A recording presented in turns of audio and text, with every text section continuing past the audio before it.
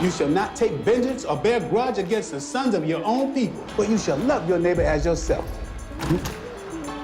I'm sorry, I wasn't sure what time service started. She late, but that dress is right on time. What's your hustle? I'm Dr. Latrice Monroe. I'm a therapist. I have a PhD in psychology. You ain't gonna make no type of cheddar around here with a lame hustle like that. Why would somebody smart enough to be a doctor want to put a head shop in this neighborhood? Hi, how are you? Oh, you I'm must be good. one of those fancy dressing rooms with the burning. I love that little fireplace. Thank you. Thank You're you. welcome. Thank you. I have to have the best for the best. So, Miss Devine, first of all, I don't know if you remember, but I got a chance to connect with you on set of the Carmichael show, and you have such great energy. I Oh, remember thank you. me, you, David Allen Greer were talking about, um, losing family and just Everything. yes, just like everyday things. And it was such a Yeah. great conversation.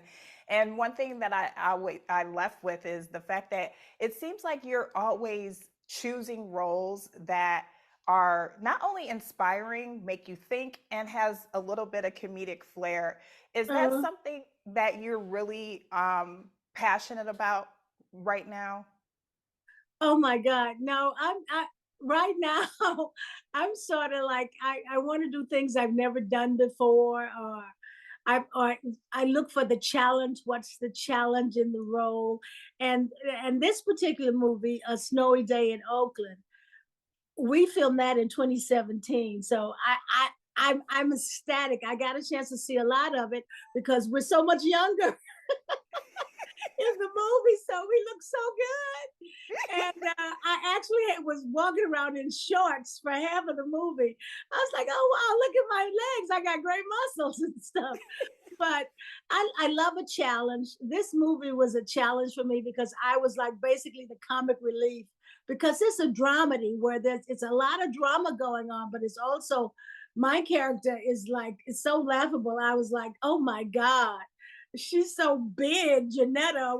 It's a little huge, but Yes.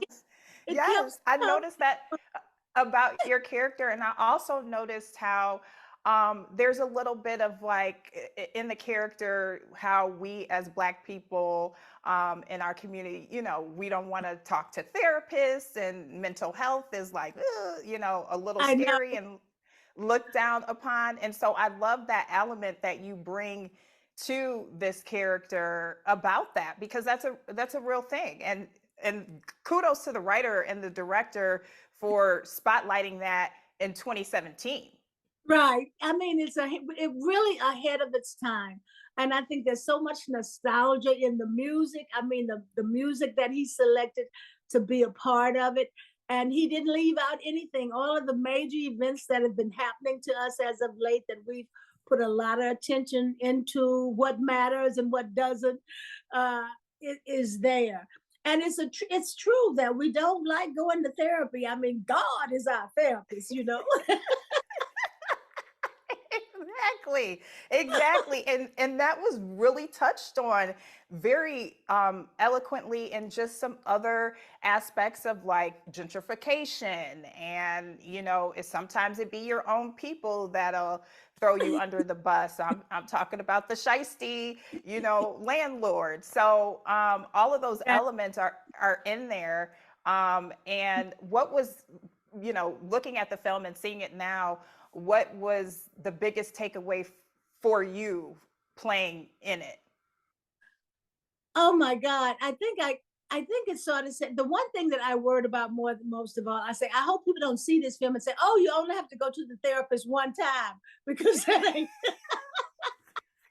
it. And so that was one of the things I was worried about most, because it covered everybody. I think that was important in the film. But it's just, I think we have such incredible actors in the film. I think Yes. it's the top of the league, and people are just going to have a great time because everybody seems so like who they played. I mean, they were what they represented. I never for Kimberly Elise was just mad at her husband. The whole movie, whole but I'm so glad though that there was a little bit of a breakthrough, but yes, the whole movie she was not letting up on his neck. The therapy was just helping everybody. And the movie just says you Black people need to get into some therapy. Y'all are just messed up. Yes. So Yes. that was one of the things, one of my takeaways from seeing it.